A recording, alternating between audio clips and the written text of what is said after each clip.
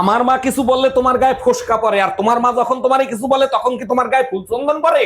আমার মায়ের কিছু বললে সে তো মেনে নেয়, আর তোমার মায়ের কিছু বললে সে তো পেপারে ছাপায় দেয়। তোর বউরে বইলে দে, আমি মইরে গেলেও আমার লাশের গায়ে জানি হাত না লাগায়। হাত তো দিবই, সাথে আতর গোলাপ চন্দনও মাখায় দিব, পারলে উঠে ঠেকায়েন।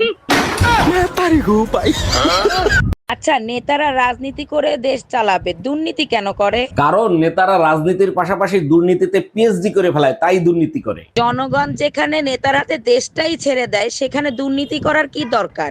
তুমি তো চাকরি করো, তাহলে ওভারটাইম কেন করো? বেশি টাকা ইনকাম করার জন্য। ঠিক তেমনি নেতারাও দেশ চালানোর পাশাপাশি দুর্নীতি করে বেশি টাকা ইনকাম করার জন্য। আচ্ছা অরুণ ভাই, আপনি চুরি করে কেন খান? কাজ করে খাইতে পারেন না? ভাবি, আমাদের বংশটাই তো চোরের বংশ, তাই চুরি করে খাই। ভাই চুরি করা বাদ দেন, উপরে একজন আছে, সে কিন্তু সব দেখতেছে। আরে ভাবি, চোর হইতে পারি, বলদ না। যখন চুরি করি তখন ছাতি মেইলে তারপরে চুরি করি, যাতে উপরওয়ালা না দেখে। মায়া, বিরাট একটা সর্বনাশ হয়ে গেছে, তুই ছাড়া আমারে কেউ বাঁচাইতে পারবে না। তোর সর্বনাশ তো কেউ করতে পারবে না, তুই কার সর্বনাশ করছিস সেটা আগে বল। কনকের বিয়ে গেছিলাম, খুশির ঠেলায় কনকের আগে আমি কবুল করে ফেলাইছি। সর্বনাশ করছিস, ভুলেও যদি তুই আমার বিয়ে আস, তোর ঠ্যাং ভেঙ্গে হাতে ধরাই দিব। তাইলে তুমি সিদ্ধান্ত নিয়েই ফেলাইছো, তুমি বাবা মার সাথে থাকবা না?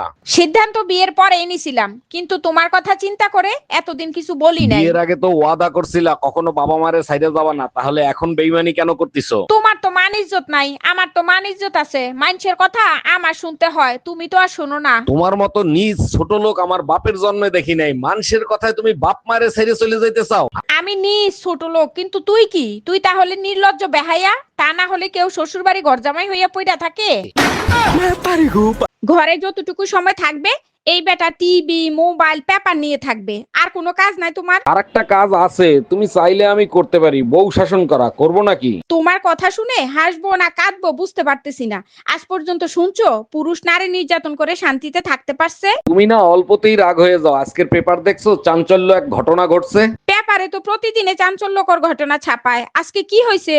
বউ স্বামীরে পিটাইয়া মাইরা ফেলাইছে? আরে না, এবার উল্টো ঘটনা ঘটছে। এক স্বামী বটি দিয়া বউ আর 3 সন্তানরে কাইটটা আম খাওয়াইছে।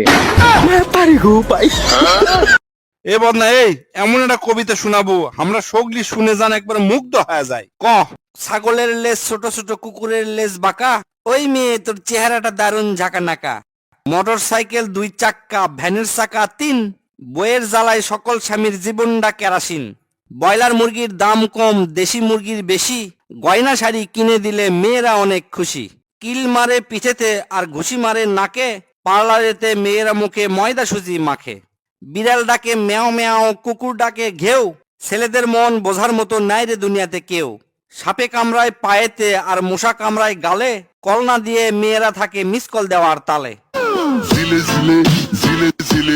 কিরে মিল্কি, তুই না ব্রাজিলের সাপোর্টার, আর্জেন্টিনার জার্সি পরছিস কেন? আমি শুধু ব্রাজিল করি না, আর্জেন্টিনা বাদে সব দলই করি। তা তো না হয় বুঝলাম তুই আর্জেন্টিনার বিপক্ষে, তা আর্জেন্টিনার জার্সি পরছিস কেন? প্রতিশোধ নেওয়ার জন্য। আমি যেই দলের জার্সি পরি সেই দলই হেরে যায়।